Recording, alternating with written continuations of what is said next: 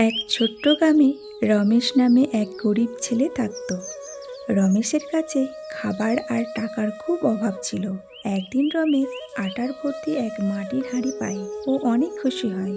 ও হাঁড়িটিকে তার বিছানার কাছে দড়িতে বেঁধে টাঙিয়ে দেয়। রাতে রমেশ তার বিছানায় শুয়ে হাঁড়িটিকে দেখতে থাকে। কিছুক্ষণের মধ্যেই সে ঘুমিয়ে পড়ে। স্বপ্নে সে ভাবে, আমি ওই আটা বেচবো আর পয়সা ইনকাম করব। আর ওই পয়সা দিয়ে আমি ছাগল আর বাকি পশু কিনবো। ওই পশুগুলো বাড়বে আর আমি আরো পশু পাবো আর বিক্রি করব। আমি দুধ পাবো, সেই দুধ দিয়ে আমি মিষ্টি তৈরি করব আর বিক্রি করব। তারপর আমি এক বড় ঘর তৈরি করব আর খুশিতে থাকবো।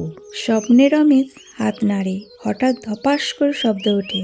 হাঁড়ি চিরে মাটিতে পড়ে যায়। রমেশ তাড়াতাড়ি জেগে ওঠে। স্বপ্ন শেষ হয়ে যায়। জমিতে শুধু আটা ছড়িয়ে পড়েছিল। এই কাহিনী থেকে আমাদের এই শিক্ষা মেলে যে স্বপ্ন সত্যি করতে হলে মেহনত করতে হয়।